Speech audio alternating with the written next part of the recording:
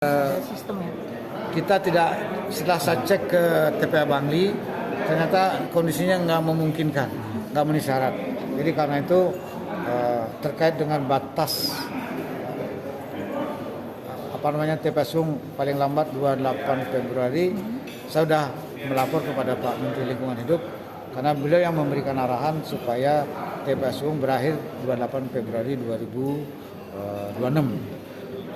Dengan solusi adalah dibawa ke Bangli sebagian lagi adalah mengoptimalkan sarana yang dimiliki oleh Kota Denpasar dan Kabupaten Badung.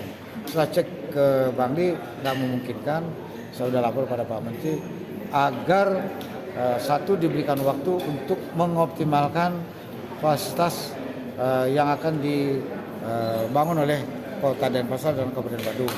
Pertama adalah menambah mesin pengolah sampah di Tahura, kemudian juga di TPST Tahura, TPST Kertalangu, dan akan membangun sejumlah TPS 3R di wilayah Denpasar Barat, Timur, Utara, Selatan.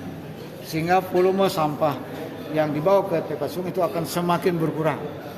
Nah, kemudian selagi menunggu proses ini, maka saya sudah mohon kepada Bapak Menteri agar diberikan kebijakan penutupan TPA Sung itu tidak 28 Februari tapi diperpanjang sampai kesiapan untuk semua fasilitas birokrasi dan terutama pengolahan sampah dengan teknologi tinggi untuk jadikan energi listrik itu bisa selesai. Nah, sehingga targetnya adalah saya sudah mengajukan kepada Pak Menteri perpanjangan TPA Sung itu sampai bulan November 2026 ini.